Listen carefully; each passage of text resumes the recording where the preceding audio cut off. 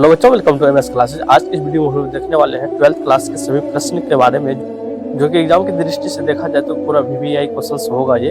आइए हम लोग देखते हैं, और इस प्रश्न को यदि आप लोग अच्छे से तैयारी कर लिए, एग्जाम में आपको कोई डर नहीं रहेगा। आइए देखते हैं कौन सा प्रश्न है। सबसे पहले हम लोग देखते हैं बायोलॉजी में, तो पहला जो आप लोग स्टडी कीजिएगा, नर एवं मादा जनन तंत्र क्या होता है, उसके बाद वृषण क्या है, उसके बाद वृषण के बारे में आपको बताना है, उसके बाद शुक्राणु जनन और अंडाणु जनन के बारे में बताना है, उसके बाद विसेचन हो गया, उसके बाद भ्रूण कोष तथा भ्रूण कोष में अंतर बताइए, उसके बाद जनसंख्या विस्फोट क्या है, उसके बाद IVP तकनीक के बारे में बताना है, जीन प्रारूप तथा दृश्य प्रारूप के बारे में बताना है। अगला हो जाता है नर और मादा में युग्मोत्ती भेद का विकास क्या होता है, उसके बाद परागण को बताना है, उसके बाद आप बहुभ्रूणता के बारे में स्टडी कर लीजिएगा, उसके बाद दोहरा निषेचन क्या है, उसके बाद भ्रूण कोष एवं भ्रूण कोष का परिवर्धन, उसके बाद किन्हीं दो आभासी फलों का नाम लिखिए, उसके बाद जन्य परागण करने वाले किन्हीं दो पौधे का नाम लिखिए, उसके बाद परिवार नियोजन की अस्थायी विधियों क्या है, उसके बाद जीन क्लोनिंग पर टिप्पणी लिखिए। ये सारा का सारा बायोलॉजी का ये मोस्ट इम्पोर्टेंट है, इसको आप अच्छे से स्टडी कर लीजिएगा। अगला है, आप देखते हैं हम लोग फिजिक्स में क्या कौन सा प्रश्न आता है। देखो, एक समान वैद्युत क्षेत्र में रखे वैद्युत द्विध्रुव पर वाले युग्म का आघूर्ण बताइए।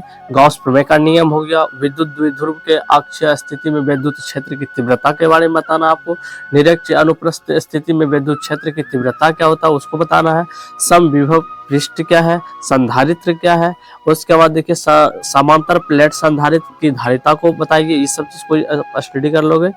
अगला है किरचॉफ के नियम, उसके बाद अनुगमन वेग सिद्धांत द्वारा ओम के नियम का निगमन करना है आपको, और बायो तथा शेवट के नियम को बताइए। वृत्ता धारावाही लूप कुंडली के केंद्र पर उत्पन्न चुंबकीय क्षेत्र, इसके बारे में बताना है आपको। एम्पियर का परिपथ नियम क्या है, विद्युत चुंबकीय क्षेत्र की प्रेरणा क्या है, उसके बाद देखिए विद्युत चुंबकीय क्षेत्र प्रेरण के फैराडे के नियम को बताना, उसके बाद ट्रांसफार्मर का सिद्धांत को बताना है, उसके विद्युत चुंबकीय तरंग के लिए सूत्र को आप प्रूव करके बताओगे, उसके बाद एम्पियर का नियम। ये सारा का सारा था आपका फिजिक्स का, इसको आप अच्छे से स्टडी कर लेंगे। और उसके बाद आता है केमिस्ट्री में, यदि देखें हम लोग, मोलरता, मोललता और मोल अंश क्या है, राउल्ट का नियम और इसकी सीमाएं को बताना है। हेनरी का नियम क्या है, प्रसारण दाब क्या है, फैराडे का विद्युत अपघटन का नियम बताइए। मोलर चालकता, तुल्यक चालकता के बारे में बताना है। आणविकता और कोटि में अंतर क्या है उसके बारे में बताना है। शून्य कोटि की अभिक्रिया के वेग के स्थिरांक के व्यंजक को प्राप्त करके बताना आपको, और निम्न कोटि की अभिक्रिया के वेग के स्थिरांक का व्यंजक क्या होता है। उसके बाद संक्रमण तत्व और उसके परिभाषा और उसके लक्षण को बताना है। बर्नर सिद्धांत को बताना है। क्रिस्टल क्षेत्र सिद्धांत को बताना है। संयोजक आवंद और संयोजक के बारे में बताना है। उपसह संयोजक संख्या क्या होता है, समन्वय संख्या के बारे में बताना है। एल्कोहल किसे कहते हैं, एल्कोहल का वर्गीकरण किस प्रकार से किया गया उसको बताना है। और प्राथमिक, द्वितीयक, तृतीयक एल्कोहल के बारे में बताना है। उसका ग्लूकोज बनाने की विधि और संरचना सूत्र के बारे में बताना है। उसके बाद DNA और RNA में अंतर क्या होता है उसके बारे में बताना है। और उसके बाद IPC आपको नाम आना चाहिए लिखने के लिए।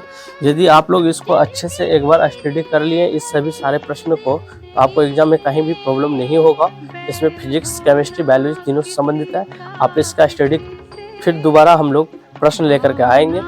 उम्मीद करते हैं आपको ये समझ में आ गया होगा। तो यदि आपको यह वीडियो अच्छा लगा है तो आप लाइक करें, दोस्तों में शेयर करें, चैनल पहली बार है सब्सक्राइब जरूर करें। बने रहें MS क्लासेस। थैंक्स।